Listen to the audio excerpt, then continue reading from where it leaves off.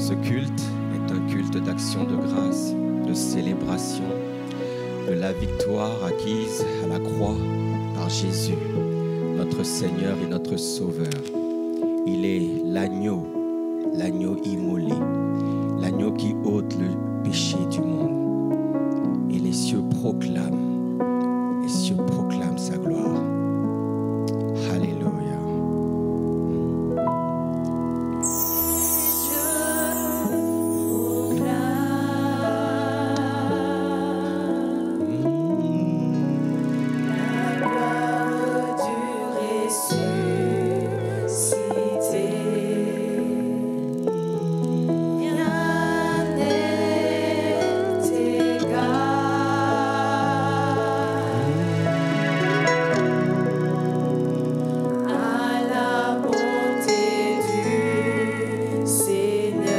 Les cieux proclament.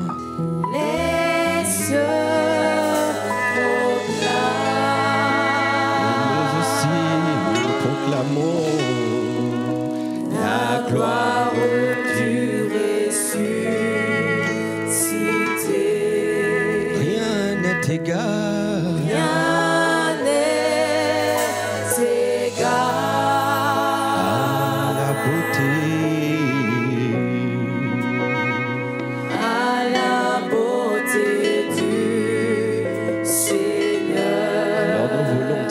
Jamais tu seras. À jamais tu seras.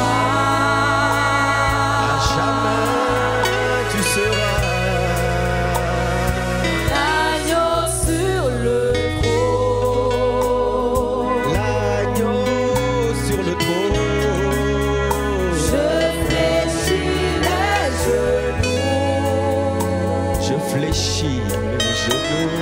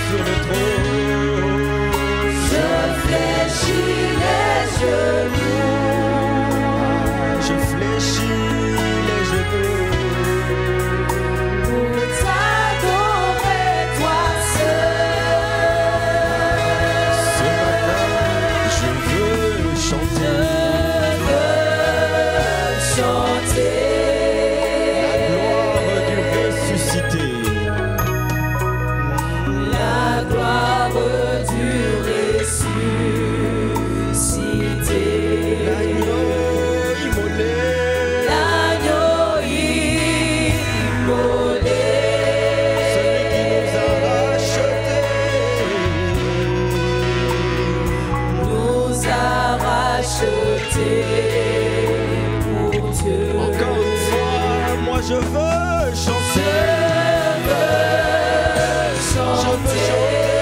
je veux chanter la gloire du ressuscité. Il est l'agneau immolé,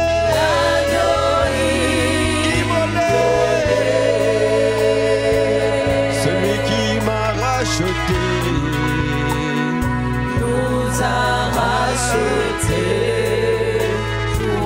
Alors à jamais tu seras. À jamais L'agneau sur le trône. L'agneau sur le trône. Je fléchis les genoux. Pour t'honorer, pour t'adorer. Pour t'adorer, toi seul. Tous à l'unisson, disons-lui à jamais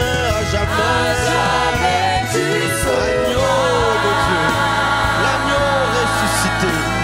Ah, Chabrados, Elos Caparabados, tu t'es offert, oh, en sacrifice expiatoire.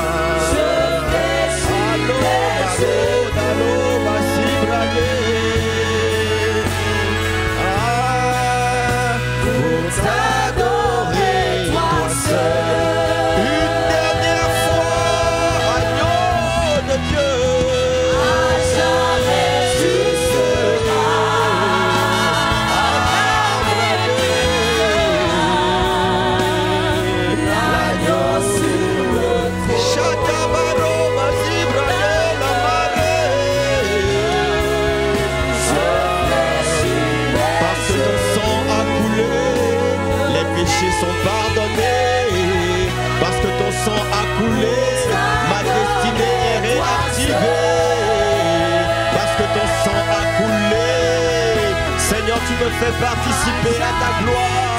Ton sang a coulé pour mes maladies. Ton sang a coulé pour me donner la vie. Ton sang a coulé, Seigneur, afin que de riche que tu étais, tu t'es fait pauvre pour que je sois riche. Tu t'es fait pauvre, tu t'es fait pauvre, tu t'es fait pauvre. Seigneur, tu as pris ma mort pour me donner la vie. Tu as pris mes malédictions pour me donner la bénédiction, Seigneur. Tu as pris, Seigneur, mon esclavage pour me donner la liberté. Tu es mon rédempteur. Tu m'as racheté. Mon rédempteur est vivant. Ah, il est ressuscité. Oh, il n'est plus dans le tombeau. Le tombeau est vide. Jésus a vaincu le tombeau. Mon histoire a commencé à la Pâque. Ma vie a été transformée à la Pâque.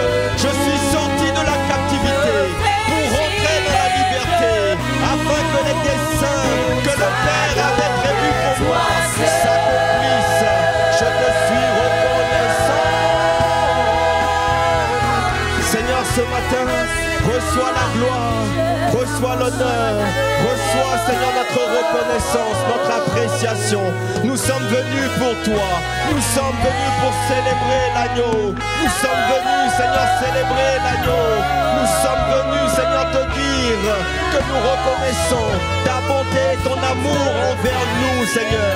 Ce n'est pas un amour mérité, Seigneur. Ce n'est pas un amour d'intérêt. Tu as aimé parce que tu as aimé. Et ton amour ne peut pas se mesurer. Ton amour est insondable. Ton amour, Seigneur, est incomparable. Ton amour est si grand, si merveilleux. Et nous te bénissons, tendre Père, parce que ton amour ne choisit pas, ne trie pas. Tu aimes, Seigneur. Tu aimes toutes les couleurs, tous les peuples, toutes les races, toutes les nations. Ah, ce matin, nous nous sentons aimés par toi. Reçois la gloire, reçois l'honneur, reçois nos acclamations. Agneau de Dieu, agneau de Dieu, agneau de Dieu, agneau de Dieu.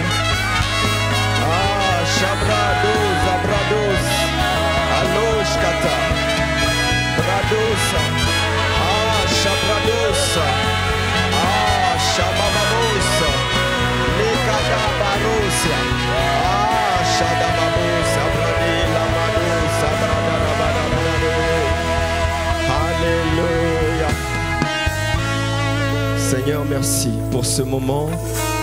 Inspire ces quelques pensées que nous allons partager ce matin. Tel que ce micro, entre mes mains, je deviens moi aussi un instrument entre tes mains.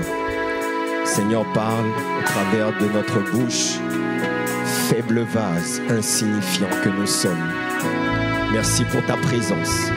Merci pour ton esprit. Au nom de Jésus, nous avons prié. Amen, amen, amen, amen. Amen, amen. Wow.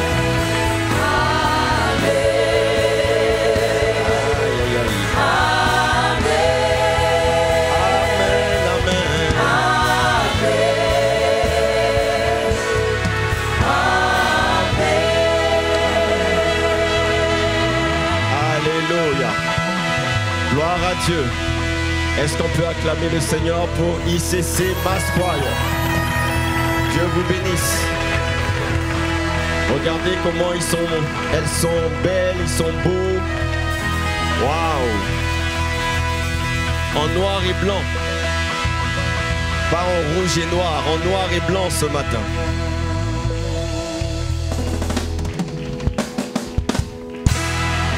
Vous voyez que je ne m'habille pas toujours comme vous, je ne suis pas en noir et blanc ce matin, donc ne dites pas que je vous copie. Gloire à Dieu, est-ce qu'on peut prendre place dans sa présence? Waouh, j'aimerais qu'on puisse prendre le temps aussi d'acclamer le Seigneur pour les musiciens. C'est la trompette et c'est quoi les deux instruments? Pardon? Saxophone et la trompette. Waouh, waouh. Ils ne devaient pas être là ce matin, mais ils ont tenu à venir faire le culte avec nous ce matin. Nous pouvons célébrer Dieu. Merci pour votre présence. Waouh! Gloire à Dieu. Amen.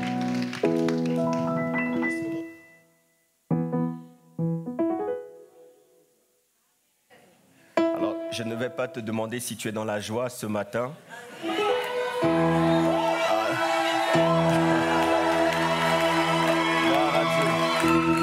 Quelle semaine de Pâques, quelle semaine pascale. Vraiment, nous sommes reconnaissants à Dieu. La Pâques 2025 aura été vraiment spéciale. 2024 était spécial, mais j'ai l'impression qu'on est encore monté. Avec Dieu, on va de gloire en gloire. Et si tu es là pour la première fois, ne sois pas dérangé, ne sois pas embarrassé. C'est pas tous les dimanches comme ça, d'accord? Mais ce dimanche, c'est un temps spécial. Voilà, ils ont dit c'est spécial. Nous célébrons la victoire de Jésus-Christ sur la croix. C'est le plus grand événement de toute l'humanité, bien-aimé. Alors si tu nous vois dans la joie, c'est parce que, tu sais, nous, on sait d'où l'on vient. On sait ce que Jésus-Christ a fait pour moi. Alors, quand tu nous vois danser bizarrement, même si on n'est pas dans le tempo, dans le rythme, vraiment, tu sais, il a tellement fait pour nous que, comme David, peu importe ce que mon voisin va dire, ma voisine, je vais danser pour le roi et je vais lui montrer ma gratitude. Amen. Amen. Alors, aujourd'hui, c'est la Pâque. Et la Pâque, en réalité, c'est un message d'amour. Dis à ton voisin, message d'amour. C'est le message d'amour de Dieu envers l'homme. L'amour de Dieu envers l'humanité déchue à cause du péché. Parce qu'au commencement, ce n'était pas la volonté de Dieu. Dieu nous a créés à son image et à sa ressemblance. Lorsque Adam et Ève ont été créés, ils ont été créés en Éden. Éden, c'est l'environnement, c'est la présence de Dieu. Adam et Ève étaient et vivaient dans la gloire de Dieu et ils étaient comme Dieu, ils étaient bénis et Dieu leur avait dit: soyez féconds, je vous bénis, soyez féconds, multipliez, remplissez, assujettissez, c'est-à-dire prenez le contrôle et dominez sur la terre. C'est ce que Dieu voulait, c'était le plan initial de Dieu, c'était la volonté de Dieu. Donc l'homme, toi et moi, l'homme est un leader né. L'homme n'est pas un suiveur, il est un leader. Il a été créé pour régner. Il existe sur la terre pour accomplir un but, un mandat, une mission que Dieu a préparée pour chacun d'entre nous. Dis Amen. Dieu a alors imposé une seule exigence à l'homme. Dieu a demandé à l'homme de ne pas manger du fruit de l'arbre de la connaissance du bien et du mal, parce qu'il lui a dit: le jour où tu en mangeras, tu mourras. C'était la condition, c'était le contrat. Et vous connaissez l'histoire. Quand Dieu a imposé cette condition, alors subitement, il y a un quatrième personnage qui fait son apparition. Jusqu'à là, on a vu Dieu, on a vu l'homme, on a vu la femme, et tout à coup apparaît le serpent.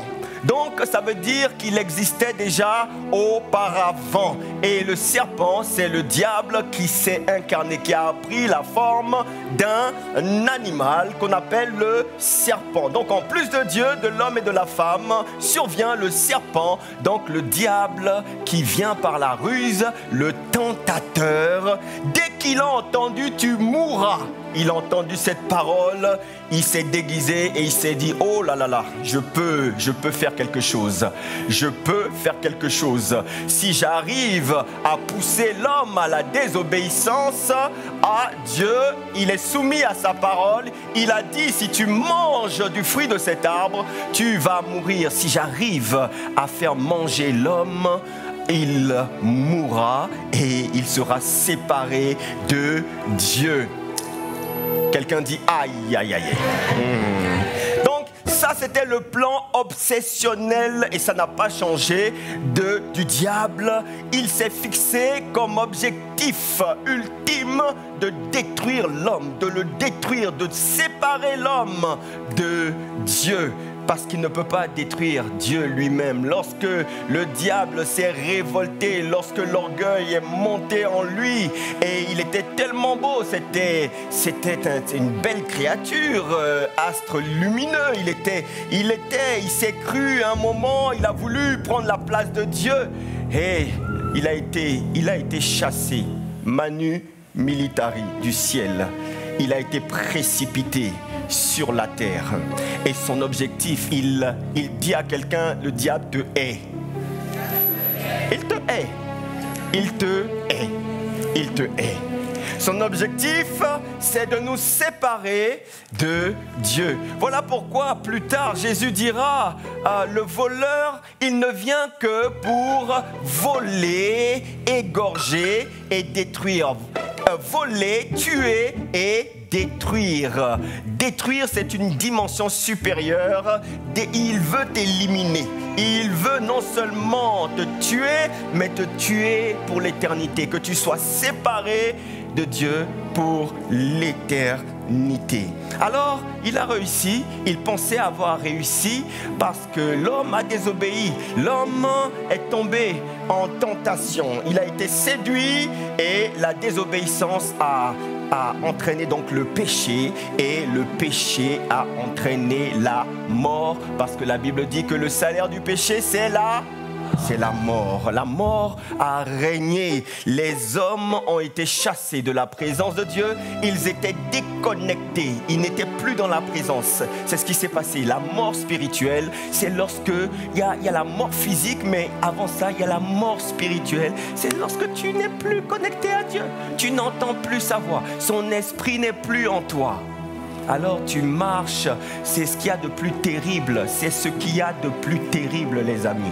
Voilà pourquoi David, qui avait vu un homme duquel l'Esprit de Dieu s'était retiré, le roi Saül, à un moment donné, Dieu ne prenait plus plaisir à regarder cet homme. Et la Bible dit que Dieu s'est retiré, l'Esprit de Dieu s'est retiré. Et comme la nature a horreur du vide, alors il a un autre esprit qui est rentré en lui pour le tourmenter. Il est devenu tourmenté. David a vu ça. Voilà pourquoi dans le psaume 51, il soupire, il crie à Dieu, ne m'éloigne pas s'il te plaît de ta présence. Il a vu la tragédie du roi Saül. Il ne se contrôlait plus. Parfois, il avait des crises de démence. David a vu ça. Il a dit, oh non, non, non, jamais. Il ne faut pas, Seigneur, s'il te plaît, crée en moi un cœur pur, s'il te plaît. Crée en moi un esprit bien disposé. Ne me laisse pas, ne t'éloigne pas de moi. Ne me laisse pas m'éloigner de toi et ne me retire pas ta présence.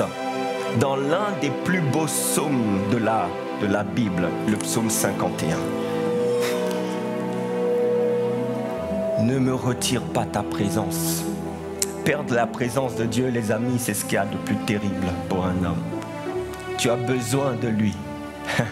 Comme le poisson dans l'eau, tu as besoin, c'est ta respiration, c'est ton oxygène. L'homme sans Dieu est perdu, tu as besoin de lui. Alors l'homme séparé de Dieu, la mort a régné, les maladies ont régné, des sentiments bizarres sont rentrés sur la terre. Subitement l'homme a eu peur, subitement l'homme a vu qu'il était nu, il a eu peur, la jalousie est rentrée dans le monde. La haine est rentrée dans le monde. Le meurtre, dès le livre de la Genèse, il y a le premier fratricide. Le frère Caïn voit son frère Abel qui est agréé par Dieu dans son offrande. Et il est en colère contre lui. La peur est rentrée, la colère est rentrée, la jalousie est rentrée. Au commencement, il n'en était pas ainsi. C'est parce que le péché est rentré.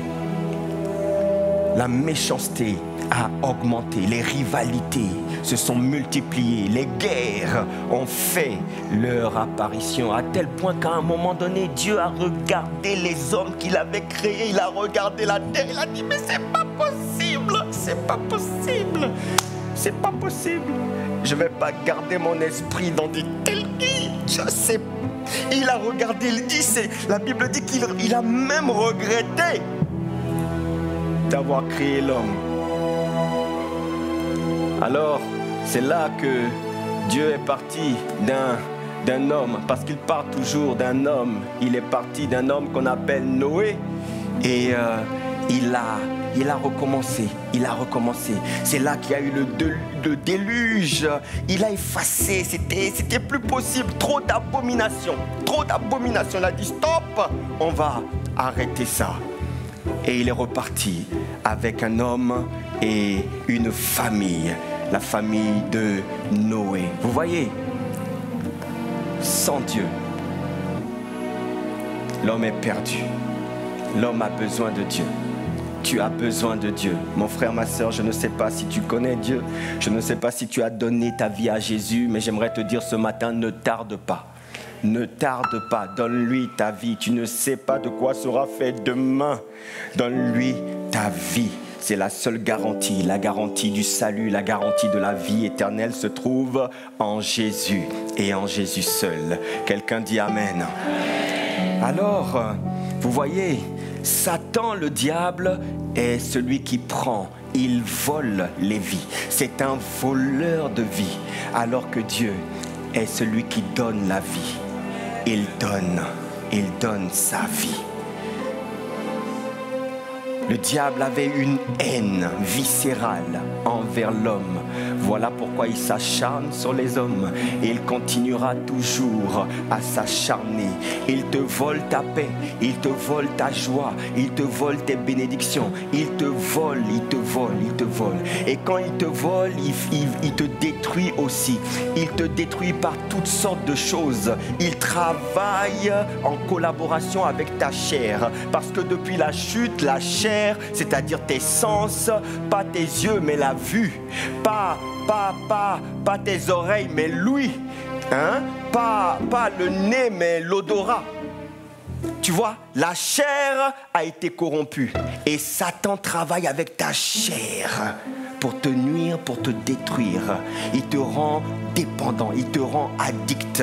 Tu vois, il pousse les hommes à consommer des substances bizarres, à consommer de la drogue, à consommer de l'alcool. L'excès d'alcool, ça détruit le corps. Il sait que si il te rend dépendant, esclave de ces substances, de substances illicites, il sait qu'à un moment donné, ton corps va lâcher. Parce qu'il veut que tu meurs avant ton temps. Beaucoup de gens meurent avant leur temps. Il veut te détruire. Il s'acharne sur l'homme parce qu'il déteste l'homme. Mais ce matin, je suis venu te dire que Dieu n'a pas dit son dernier mot. Dieu n'avait pas dit son dernier mot. Quelqu'un peut me dire Amen.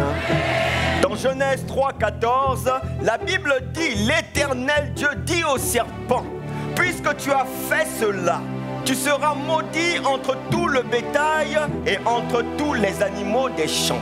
Tu marcheras sur ton ventre et tu mangeras de la poussière tous les jours de ta vie. Je mettrai inimitié entre toi et la femme, entre ta postérité et sa postérité. Celle-ci t'écrasera la tête et tu lui blesseras le talon. Vous voyez ici, c'est la première promesse du plan puissant de rédemption que Dieu a prévu pour toi et pour moi. Dieu n'était pas pris au dépourvu. Il avait déjà prévu un plan. Quelqu'un dit Amen. Dis mon Dieu avait déjà prévu un plan. Est-ce que tu peux jouer? Est-ce que tu peux jouer? Je ne t'entends pas. Joue. Tu as peur de jouer ce matin? Joue. Brados kabara, shibrados kirebada, eloge kabara. Mon Dieu avait un. Et il annonce deux choses. Dans ce passage, il dit, je mettrai inimitié entre toi, ta descendance et la postérité. La descendance. Quand on dit la postérité, c'est la descendance de la femme. Je mettrai inimitié. Ça veut dire il y aura un conflit perpétuel entre toi et la descendance de la femme. Il est en train d'annoncer une guerre spirituelle. Ce n'est pas une guerre naturelle. Elle commence d'abord dans le spirituel pour venir dans le naturel. Voilà pourquoi la Bible dit que ce n'est pas contre la chair ni contre le sang que nous devons combattre, mais contre les esprits, les autorités, les dominations, les principautés et les esprits méchants qui sont où ça? Dans les lieux célestes. Donc il dit, il annonce il y aura une guerre perpétuelle. Et deuxièmement, il dit qu'il sortira de la descendance de la femme quelqu'un qui va écraser la tête du serpent. Il est en train de parler de mon Jésus déjà. Dans Genèse, il est en train de dire au serpent, oui, tu as réussi ton coup, l'homme a chuté, mais moi j'ai déjà prévu le plan de la rédemption. La rédemption, ça veut dire c'est le rachat, j'ai déjà prévu ce plan. Et de la postérité de la femme par laquelle tu es passé et par laquelle la chute, en réalité c'est même pas par la femme, parce que c'est l'homme qui aurait dû recadrer les choses. Mais il a dit de sa postérité sortira quelqu'un qui t'écrasera la tête. Ça veut dire qu'il te dominera. Il est en train d'annoncer mon Jésus. Le plan de Dieu était déjà en place. C'était la première promesse du plan de la rédemption qui allait venir. Dieu veut sauver le monde. Pourquoi Dieu vient-il au secours de l'homme? Depuis qu'Adam a chuté, Dieu est venu, il dit Adam, où es-tu? Le diable ne comprend pas, les anges ne comprennent pas. Le diable, quand il a péché, il a été précipité. On l'a mis dehors. Gabriel, les anges, Michael sont venus. Allez, tiens, oust, dégage. Il a été précipité sur la terre, sans possibilité de rémission. Il était condamné pour l'éternité. Vous voyez, sa finalité, c'est l'étang de feu. Et il le sait. Alors il va s'acharner afin d'amener le maximum d'êtres humains avec lui. Mais Dieu a annoncé que viendra de la postérité de la femme celui qui viendra écraser la tête du serpent. Alléluia. Pourquoi? L'homme a péché. Il dit Adam, où es-tu? Adam, où es-tu? Et c'est la question que je te pose, mon frère et ma sœur. Où es-tu vis-à-vis de Dieu? Où sommes-nous? Où es-tu? Où es-tu? Pourquoi Dieu n'a pas laissé l'homme? Pourquoi? Qu'est-ce qui justifie ce traitement différent? Qu'est-ce qui justifie son attitude envers nous? Adam a péché, il n'était pas le seul. Quand vous regardez après Adam, Abraham a péché, il a menti, mais Dieu a conservé son amour envers lui, il a même fait de lui son ami. Moïse a tué, Moïse est parti avant l'heure, et pourtant Dieu a conservé son amour pour Moïse. Si vous regardez la vie de tous les patriarches, ils ont péché, ils ont fauté. Parce que l'homme est l'homme. L'homme est imparfait. Mais l'amour de Dieu n'a jamais changé.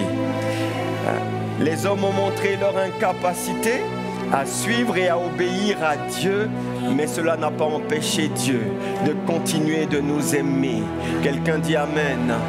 Son amour est un amour immérité et nous n'avons rien fait pour recevoir cet amour. Oh, qualifie son amour d'amour inconditionnel.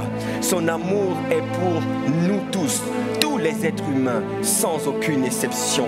Car il est le Dieu des peuples, le Dieu des nations, le Dieu des hommes de toute langue, de toute race. Il ne fait pas d'exception. Il est le même Dieu et il aime celui qui parle le javanais autant que celui qui parle le mandarin, que autant celui qui parle le français ou l'anglais. Il n'aime pas davantage les uns, il aime tout le monde de manière équitable. Quelqu'un dit Amen. Alors, 1 Timothée 2:3 dit que Dieu veut que tous les hommes soient sauvés et parviennent à la connaissance de la vérité. C'est ça, les amis. C'est ça. Dieu aime dès le commencement. Demande-moi pourquoi, je ne peux pas te répondre. Parce qu'en réalité, je vous le dis toujours, quand tu cherches cette réponse, pourquoi Dieu aime les hommes, il n'y a pas, la Bible ne répond pas. Il aime dès le commencement parce que c'est sa nature profonde. Il respire l'amour, quelles que soient nos fautes et nos manquements. Dieu nous aime. Il nous aime parce que nous sommes sortis de lui. Et normalement, lorsqu'un enfant sort de toi, normalement, parce que les hommes sont parfois bizarres. J'entends tellement de témoignages des pères qui sont, c'est pas des pères, ce sont des mâles qui donnent des maux de tête. Ils pondent comme une poule pond des œufs. Ils pondent à gauche, à droite et ils ne prennent pas soin. Tu connais? Non. Il vit en France, ton père? Oui. Est-ce que tu... Non, on n'a pas de contact. Il ne s'occupe pas de moi. Il nous a abandonnés, il nous a délaissés. Ah, Seigneur! Pourquoi tu fais des enfants si tu ne t'en occupes pas? Pourquoi? Même si ça vient par accident, tu dois t'en occuper, ça sort de toi. Sort de toi.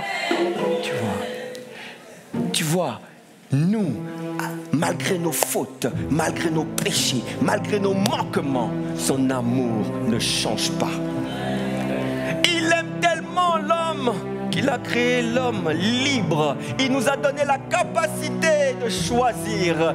Tu as une volonté, c'est vrai ou c'est pas vrai? Dieu ne t'a pas fait robot. Il ne te contrôle pas. Non. Tu n'es pas téléguidé. À gauche. Non, c'est l'autre côté, la gauche. À droite. Devant. C'est comme il nous a fait en haut. À droite. Dieu t'a créé avec le libre arbitre. Tu as le choix de décider. Mais, les amis, quand on parle du libre arbitre, ça sous-entend que ça engage ta responsabilité. Alors tu ne peux plus accuser Dieu. Tu as la responsabilité. Il a dit... On m'a dit, je n'ai pas annoncé le titre du message. C'est ce que vous attendez depuis tout à l'heure? Bon, le titre du message, Pâques, la preuve de l'amour de Dieu, tout simplement. Pâques, la preuve de l'amour de Dieu. Ce n'était pas un oubli, j'allais le dire, mais bon. Ils me mettent des messages en gros sur l'écran. Fire.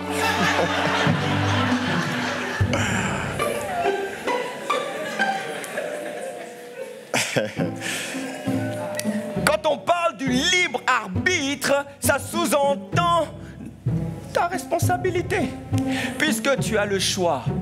Le choix de dire oui, il a dit, voici, j'ai mis devant toi la vie et la mort. J'ai mis devant toi la bénédiction et la malédiction. Mais il te dit néanmoins, choisis la vie. Fais le bon choix. Ça veut dire qu'il y a des choix qui emmèneront la mort pour toi. Il y a des choix qui emmèneront la malédiction. Mais lui, il te dit, choisis la vie. Je t'ai laissé, je t'aime tellement que je ne veux pas te contrôler. Non, je veux te laisser faire ton choix. Je veux te laisser décider. Je ne veux pas que tu viennes à moi par obligation, mais par adhésion. Oh oui, oui, oui, oui. Je ne veux pas que tu viennes à moi par la force, mais par la foi. C'est ça la volonté de Dieu. Ouais. C'est peut-être une faiblesse de Dieu, mais c'est une bonne faiblesse. Oui. Il a tellement aimé qu'il a donné son Fils unique, afin que quiconque croit en lui ne périsse pas, mais qu'il ait la vie éternelle. Il respire l'amour. Il respire l'amour. Il t'aime. Ah oui, il t'aime. Et tout le monde a besoin d'amour. L'amour, c'est le carburant, le premier carburant de tout être humain. L'amour, c'est la clé de la confiance. L'amour construit l'estime personnelle des individus. Tu vois, la différence entre les individus se trouve parfois à ce niveau. Dans ton enfance, si tu as été arrosé par des paroles d'amour, arrosé par l'amour, environné par le cadre, vous savez, l'importance du cadre familial, c'est trop important. Le cocon familial, c'est là que tout se construit et l'on doit montrer, démontrer, manifester l'amour. Tu es en train de construire un homme, une femme qui demain sera confiante, qui aura une bonne estime de lui-même. Le pasteur Yvan a dit une phrase que j'ai beaucoup aimée. Il dit: la terre a besoin d'être arrosée avec de l'eau, le cœur a besoin d'être arrosé d'amour. Waouh! Est-ce qu'on peut acclamer le Seigneur pour son serviteur?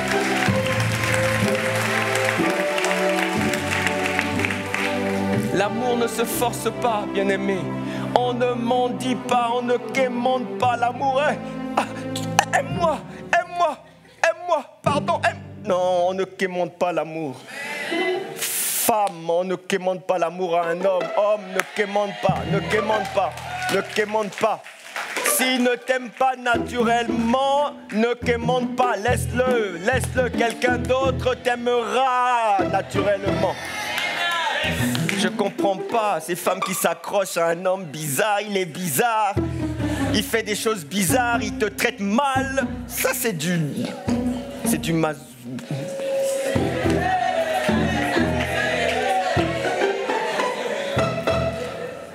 C'est un problème. C'est un problème. C'est un problème. Alléluia. Je ne veux pas être long ce matin.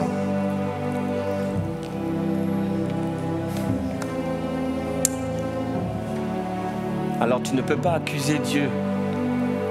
Pourquoi il y a autant de guerres? J'entends toujours ça. Moi, je ne crois pas en Dieu. Il y a trop de problèmes sur la terre. Pourquoi tant d'injustice? Pourquoi il y a des pays pauvres et des pays riches? Pourquoi?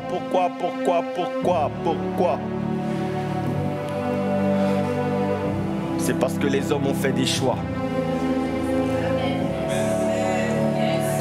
Ils ont fait des choix. Dieu ne conçoit pas le mal, mais il nous laisse faire nos choix. Ésaïe 59:2 dit: mais ce sont vos crimes qui mettent une séparation entre vous et votre Dieu. Ce sont vos péchés qui vous cachent sa face et l'empêchent de vous écouter. Ah, ça vient de vous. Alors, ça vient de nous. Il faut le reconnaître. Mais Dieu ne cesse pas. Sa volonté, c'est de conquérir nos cœurs, de conquérir ton cœur. Il ne te force pas, mais il veut le faire. Il veut le faire. Depuis Éden, Satan, il veut ta destruction et il veut briser ta relation avec Dieu. Mais depuis Éden aussi, Dieu te cherche pour restaurer la relation et avoir une intimité avec toi. Alors quand on marche dans la vie, on tâtonne. Acte 17:27 dit: il voulut qu'ils cherchassent le Seigneur, qu'ils s'efforçassent de le trouver en tâtonnant, bien qu'il ne soit pas loin de chacun de nous. Mais il nous laisse tâtonner, il nous laisse faire notre expérience. Mais Dieu est toujours proche. Tu vois, à côté de toi, il y a Dieu en fait à côté de toi. Il suffit d'une personne pour te parler parler. Et en réalité, c'est Dieu qui se révèle à toi, qui vient à toi. Il ne brutalise pas, il ne force pas. Dieu, il frappe à ta porte. Apocalypse 3, 20 dit, voici, je me tiens à la porte. C'est la porte de ton cœur. Et je frappe. Si quelqu'un entend ma voix et ouvre la porte, alors moi j'entrerai chez lui et je souperai avec lui et lui avec moi. Il ne force pas. Voilà. Toc, toc, toc. C'est cet appel de phare. Tu vois que tu entends. Que tu entends. Toc, toc, toc, mon fils. C'est le moment. Reviens à la maison. Reviens, reviens, reviens. Il donne à chacun d'entre nous l'occasion de le connaître parce que tu as de la valeur à ses yeux. Tu as du prix à ses yeux. Dieu est amour et l'amour ne se raconte pas, l'amour se donne, l'amour se prouve. L'amour n'est pas théorique, l'amour est pratique. Dis-moi amen. L'amour se déclare et se démontre par des paroles et par des actes. Et c'est ce que Dieu a fait. La Bible dit dans Romains 5, 8, mais Dieu prouve son amour envers nous en ce que lorsque nous étions encore des pécheurs, Christ est mort pour nous. C'est la preuve ultime de l'amour de Dieu. Parce qu'il n'y a pas de plus grande preuve que de donner sa vie pour quelqu'un. Plus grande preuve d'amour, ça n'existe pas. Non, non, non, non, non, ça n'existe pas. Il y en a qui, par amour, ont donné un rein. Ouais, c'est déjà, ouais, c'est un degré. Hey, allez donner mon rein. Char! Même si on peut vivre avec un rein, mais je préfère garder les deux. Mais il y en a qui font ça, vous voyez? Mais lui, il a dit, tu vois, le châtiment qui devait retomber sur nous, c'était la mort. Le salaire du péché, c'était la mort. La condamnation, c'était la mort. Mais il a dit non, moi je prends leur condamnation. D'abord, il a dit non, ils ne sont plus coupables. Mais ça, on va le voir. Il a dit non, moi, je prends leur condamnation. Je viens à leur place. Prenez-moi. Vous cherchez le coupable. Vous voulez l'emmener pour le sanctionner. Ah, moi je prends à sa place. Et il a pris notre condamnation. Ah, et c'est pourquoi on l'appelle l'agneau immolé. Dans l'Ancien Testament, il fallait toujours verser le sang. Mais une fois pour toutes, il a dit stop, on arrête ces sacrifices en permanence. Je suis le sacrifice ultime pour l'humanité. Et quelqu'un a dit une seule petite goutte du sang de Jésus est beaucoup plus puissant que tout sacrifice réalisé. Une petite goutte de son sang. Alléluia. Voilà pourquoi il s'est donné. Il a donné sa vie. Il est mort à la croix. À la Pâque, Dieu prouve son amour. C'est le plan de la rédemption. C'est le déclenchement. Il y a plusieurs phases dans ce plan. La Pentecôte est une autre étape. Lorsque le Saint-Esprit est venu, le retour de Christ fait partie de ce plan de la rédemption. Mais là où tout a commencé, c'est à la Pâque. Là où tout a commencé, là où tu es sorti de la captivité, c'est à la Pâque. Rappelez-vous, la Pâque juive, Pessa, c'est la sortie d'Égypte où ils étaient captifs, prisonniers. Et Dieu les a libérés pour que son peuple parte désormais dans la terre promise, en Canaan, fin de la captivité. En Christ, c'est également une fin de la captivité. C'est fini. Ta vie ancienne, ta vie passée, tes défis du passé, tes échecs, tes maladies, tes souffrances, tes douleurs, tes doutes, tes peurs, tes angoisses. Tout ça, c'est fini.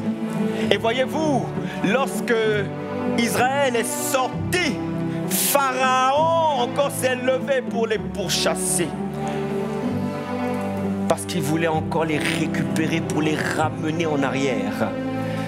Mais ils ont été, lui et son armée, décimés, engloutis dans la mer. Alors je déclare et je décrète que tous les pharaons, tous ceux qui chercheront à aller te récupérer pour te faire ramener en arrière, pour te ramener en captivité, ils meurent, ils périssent. Ils sont engloutis dans la mer au nom de Jésus-Christ. Tu ne reviendras pas en arrière au nom de Jésus-Christ.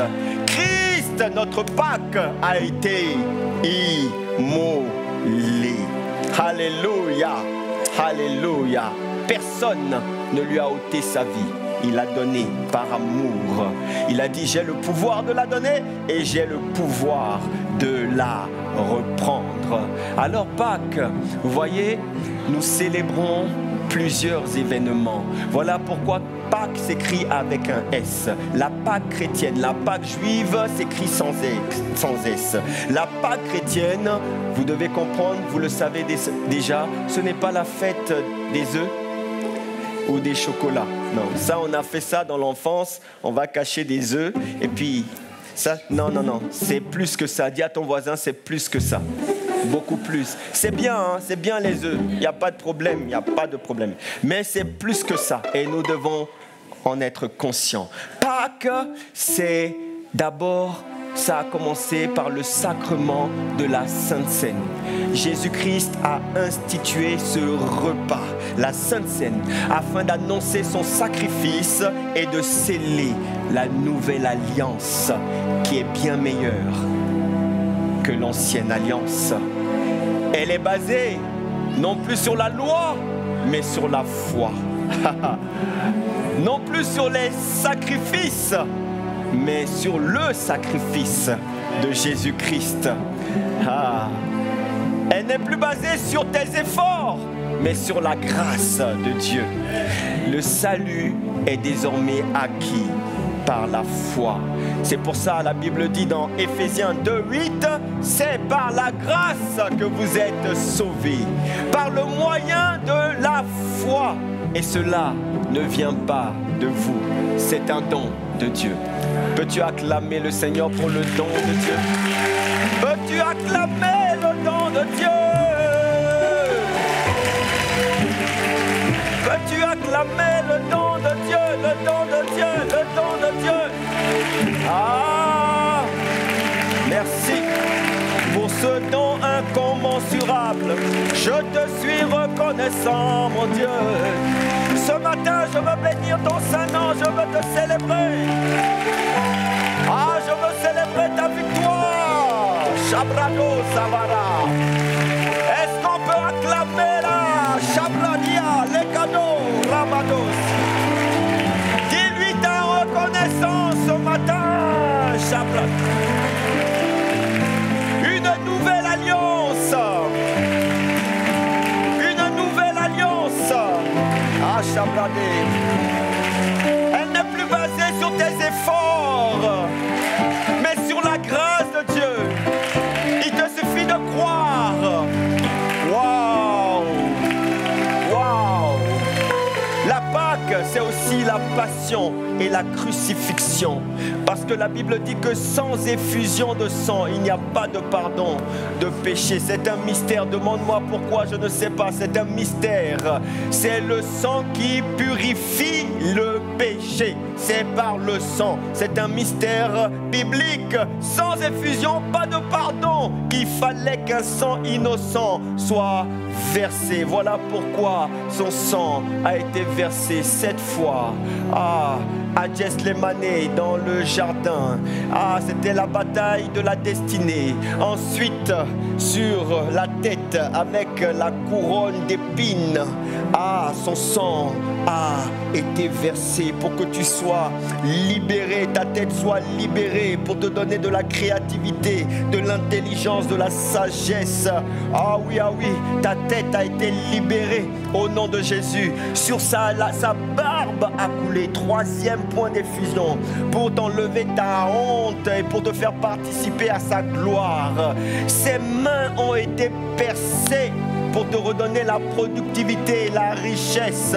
Désormais, avec tes mains, tout ce que tu toucheras sera multiplié, augmenté, béni au nom de Jésus. La sécheresse ne sera jamais ton partage au nom de Jésus. Dis avec moi, ma main est bénie. Ouais. Le sang a coulé sur le côté pour guérir les blessures, les cœurs brisés. Tu as été bombardé par la vie, déchiré par la vie. Il est venu pour te restaurer. Les pieds percés, son sang a coulé. Les pieds représentent la stabilité. Il te rend stable. Les pieds représentent le zèle. Tu retrouves ton zèle, ta ferveur. Tu redeviens conquérant pour avancer. Rien ne peut te stopper. Avec tes pieds, tu prends possession de tout lieu que foulera la plante de tes pieds. Devient ton héritage au nom de Jésus. C'est pour ça que son sang a coulé. Son dos a été lacéré pour te sortir de l'esclavage et des jougs et des fardeaux pesants qui étaient sur toi. Et son dos a été lacéré pour que, par ses meurtrissures, tu sois guéri. Tu vois, c'est ça la réalité. Alors, lorsqu'il était à la croix, c'est le scénario invisible qui se jouait. Les yeux voyaient un homme crucifié, mais les anges, le monde angélique, le monde spirituel voyaient un échange divin, un échange divin. Ce qui était mauvais sur toi partait sur lui et en échange, et elle mettait sur toi ce qui avait de bon, ce qui avait de meilleur pour toi. Quelle grâce, les amis! Ah, quelle grâce! Quelle grâce! Oui, la Pâque, c'est le tombeau. 3 jours dans le tombeau. Il est parti dans les régions inférieures pour libérer les captifs. Il a ouvert les prisons. Il a récupéré les clés de la mort. Et il a vaincu la mort. C'est ce qu'il a fait. Les captifs sont remontés avec lui dans les lieux célestes. Quelqu'un dit Amen. Et enfin, la résurrection. Donc Pâques, c'est plusieurs événements. La résurrection, c'est le cœur du réacteur. Quelqu'un dit Amen. Oui, Christ est ressuscité. Paul a dit, et si Christ, parce que c'est le message qui a été toujours le plus combattu, comment un homme peut-il annoncer sa mort et ressusciter? Mais Paul a dit, et si Christ n'est pas ressuscité, votre foi, elle est vaine. Et vous êtes encore dans les péchés. Si Christ n'est pas ressuscité, notre prédication, elle est vaine. Elle n'a pas de sens. Il est ressuscité. C'était la promesse que Dieu avait faite. La promesse d'une nouvelle vie pour toi et pour moi. Cette vie se trouve en Jésus. Quand il est ressuscité, alors toi et moi, nous sommes ressuscités avec lui. Tes rêves sont ressuscités. Ton espérance est ressuscitée. Là où tu étais abattu, découragé, déprimé, il y a une force qui rentre en toi. À nouveau, tu vois des possibilités. Tu vois des portes s'ouvrir. Tu vois à nouveau. Tes yeux qui étaient fermés s'ouvrent. Ah, à nouveau, l'espérance vient en toi pour vivre une vie victorieuse, une vie de communion avec lui dans l'unité du corps de Christ. Quelqu'un dit Amen. C'est ça la Pâque. C'est ça la Pâque. Quelqu'un me dit Amen. C'est ça la Pâque. C'est ça le merveilleux message de la Pâque. Un homme a dit, nul autre passé que la croix, nul autre avenir que son retour. Nul autre passé que la croix, nul autre avenir que son retour. Quelqu'un dit Amen. Est-ce qu'on peut acclamer le Seigneur? Ah, dis-lui ta reconnaissance. Dis-lui ta gratitude. Jésus est ressuscité. Jésus a vaincu le tombeau. Il est ressuscité pour toi. Alléluia. Alléluia. Ah, est-ce que tu peux te lever? Et tu vas élever la voix et tu vas rendre grâce simplement quelques instants. Au son de la mélodie, j'appelle les musiciens. Vous allez jouer, juste jouer. Les chantres, vous pouvez monter. Mais nous n'allons pas chanter. Nous allons jouer un son prophétique. Et pendant ce temps, tu es en train de rendre grâce.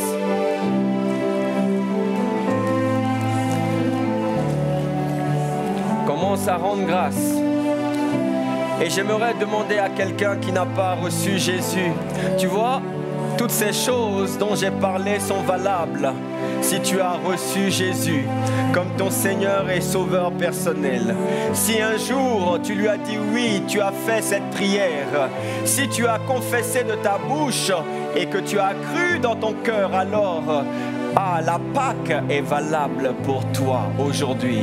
C'est une occasion pour le recevoir. Il te tend la main et je voudrais ce matin te donner la possibilité de recevoir Jésus dans ton cœur. Cela se fait au travers d'une prière de foi. Il s'agit de le confesser et de le croire dans son cœur. C'est aussi simple que ça. Bien-aimé, j'aimerais te demander de saisir ce matin cette main tendue, de saisir ce matin cette opportunité. Tu ne sais pas demain en sortant d'ici ce qui arrivera. Ah, Dieu t'aime et il veut se révéler à toi. Dieu t'aime et il veut communiquer avec toi. Dieu t'aime et il veut changer ta vie. Alors ce matin, est-ce qu'il y a ici quelqu'un qui veut dire oui à Jésus?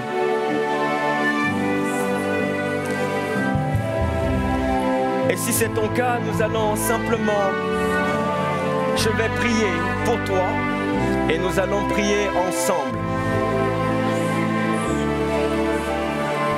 sur cette mélodie, au son des instruments. Alosh kadamaro sabrade la kata, shibrena la masibrade le shat, elosh kadalamare basia. Elosh kadalamare basene, elama shebrane kalamare, elosh kadalamare, ola ashabrane, elosh kadamare badosere.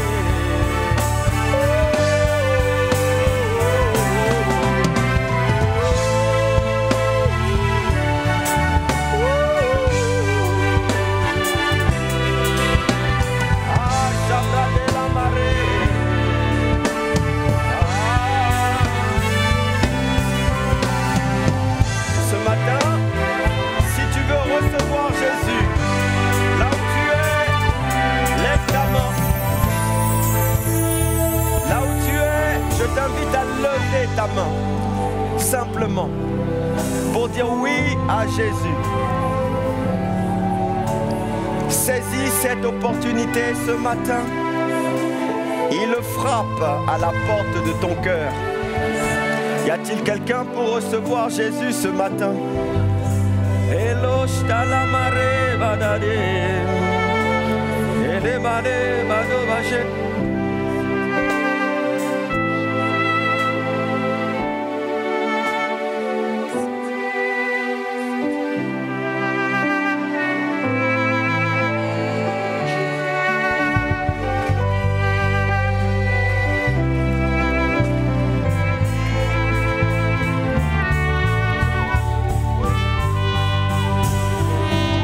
quelqu'un qui est en train de résister. Ne résiste pas.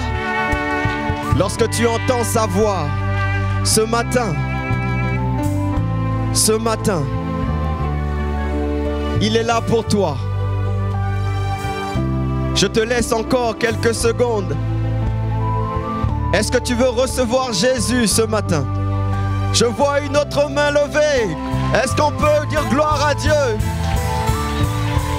Je t'invite à faire de Jésus ton Seigneur et ton Sauveur personnel.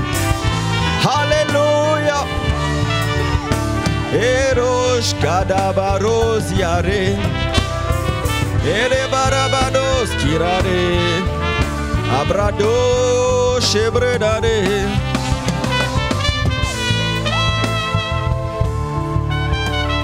Bien-aimé, c'est la plus belle décision qu'il soit. Celle de dire oui à Jésus. Tu ne seras plus jamais le même. Tu ne seras plus jamais la même. Il veut venir vivre en toi, vivre dans ton cœur. Il veut se révéler à toi. Il ne s'agit pas d'une religion. Il s'agit d'une relation que le Père veut créer avec sa créature.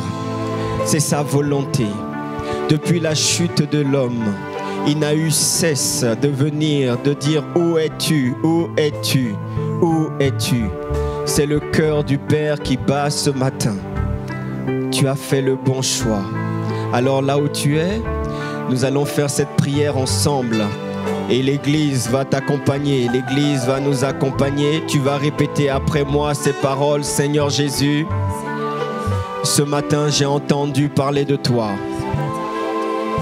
Alors je veux confesser de ma bouche et je veux croire dans mon cœur que Jésus-Christ est le Fils de Dieu, qu'il est mort à la croix pour mes péchés et que son sang m'a pardonné et qu'il est ressuscité et qu'il est à la droite de Dieu pour intercéder en ma faveur. Il est mon avocat, il est mon défenseur. Je renonce à ma vie passée. Désormais, Père, fais ta volonté dans ma vie. Conduis-moi dans tes voies.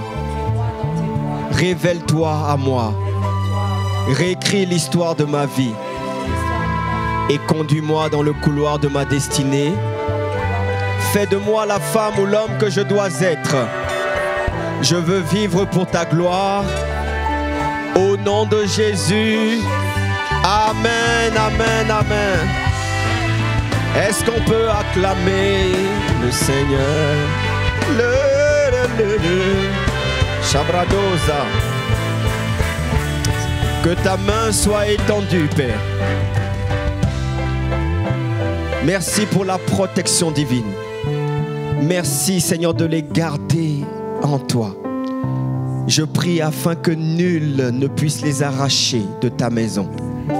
Enracine-les et affermis-les, Seigneur, dans ta parole. Qu'ils soient fondés sur le Christ, le rocher, le roc. Qu'il en soit ainsi. Merci pour le sang précieux de Jésus qui les couvre maintenant. Au nom de Jésus, nous avons prié. Amen, amen, amen, amen. Arobasi brade. Alléluia. Shabrado.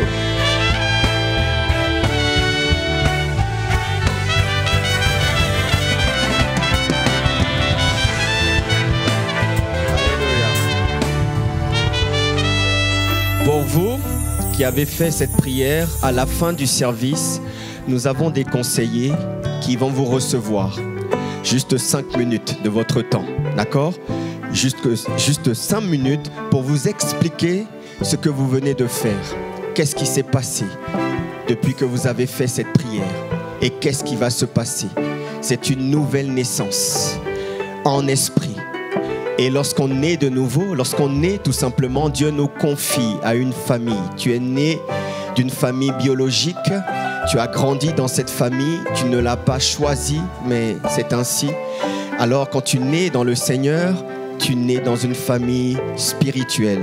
Dieu te confie à cette famille et nous sommes là pour te tendre la main et pour t'aider aussi à grandir, à devenir un homme, une femme affermi et mature dans le Christ. Ça sera ton partage, bien-aimé.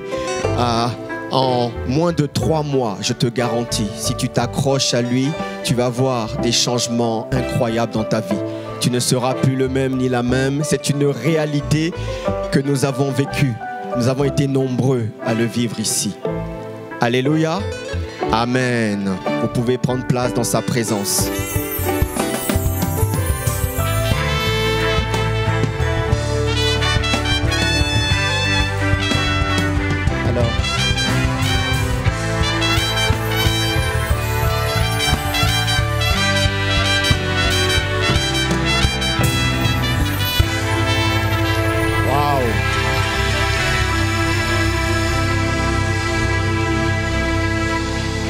Vous voulez pas revenir tous les dimanches ici? Vraiment. Vraiment, ça change tout. Non, mais si vous voulez, vous pouvez venir tous les dimanches. Hein. Waouh! Alors, on va passer au repas du Seigneur. On va passer à la Sainte Seine. J'aimerais demander à toutes les personnes qui n'ont pas reçu la Sainte Seine de se lever, s'il vous plaît. Est-ce que vous avez reçu? Ça a été distribué à l'entrée, mais peut-être que certaines personnes n'ont pas reçu. Rapidement, s'il vous plaît, est-ce qu'on peut distribuer à ceux qui n'ont pas reçu, les officiants? Allons-y rapidement. Le Seigneur nous a aimés.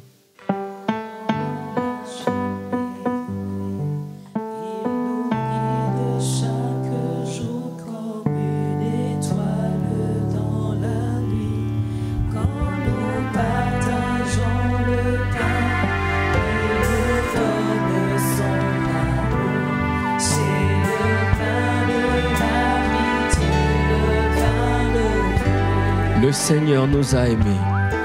Le Seigneur nous a aimés comme on n'a jamais aimé.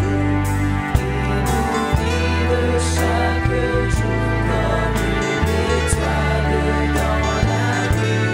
Quand nous partageons le pain, il nous donne. Est-ce que nous pouvons nous tenir debout maintenant? C'est le pain de l'habitude. C'est mon corps. C'est mon corps. Venez et mangez. C'est mon sang. C'est mon sang. Venez et buvez. Car je suis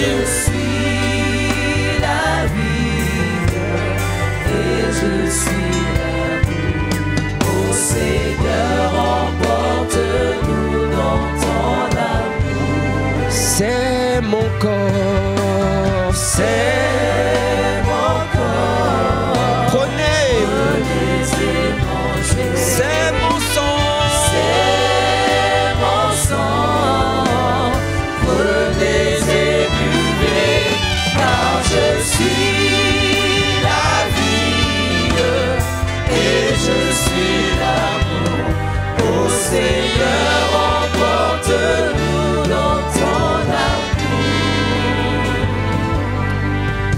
Lorsque nous nous approchons de la table du Seigneur, nous devons proclamer la mort de Jésus, annoncer sa mort.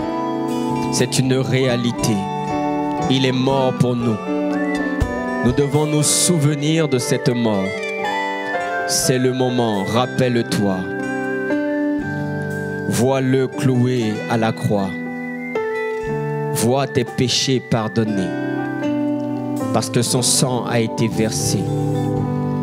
Lorsque nous venons à la sainte table, nous devons nous rappeler. Jésus doit toujours être présent dans ton esprit. Parce que Jésus revient. Jésus revient. Lorsque nous prenons ce repas, nous devons discerner. Aussitôt que nous allons rendre grâce, cet aliment naturel deviendra chair et sang de Christ. Alors, bien-aimé, toi qui as reçu Jésus, tu peux participer. Tu as le droit de venir à cette table. Une table qu'il a dressée en face de nos adversaires. Et il a oint d'huile ta tête et ta coupe déborde. C'est le moment de partager, parce que nous sommes, c'est vrai, devant Dieu, c'est la dimension verticale, mais nous sommes aussi entre frères et sœurs dans la famille de Dieu, c'est la dimension horizontale. Voilà pourquoi il nous appelle à nous aimer les uns et les autres. Quand tu prends le repas du Seigneur, assure-toi que tu n'as rien contre ton frère, ni contre ta sœur, et que tu es en paix avec tout le monde.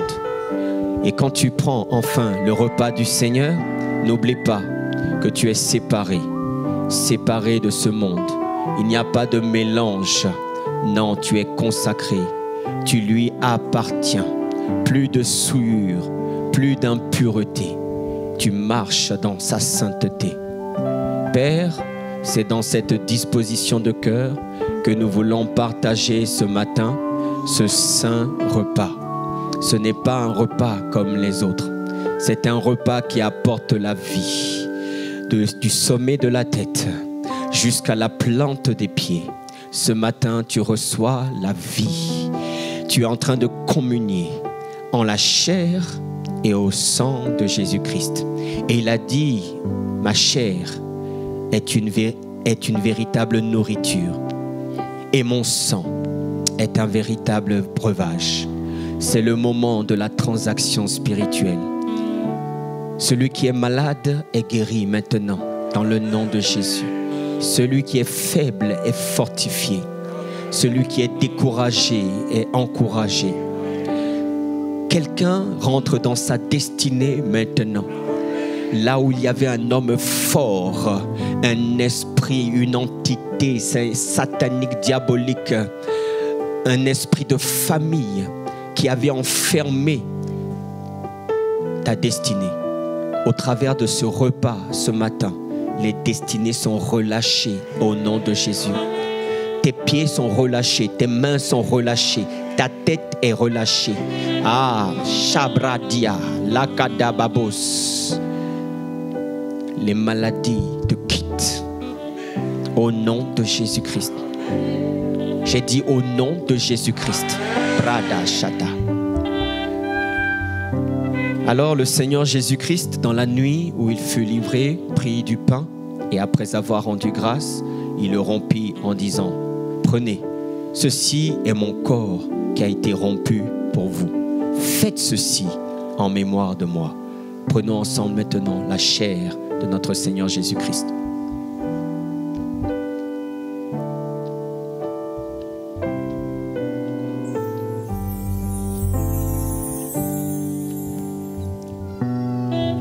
De même, il prit la coupe en disant, cette coupe est la nouvelle alliance en mon sang.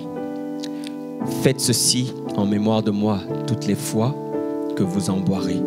Car toutes les fois que vous mangez le pain et que vous prenez la coupe, vous annoncez la mort du Seigneur jusqu'à son retour.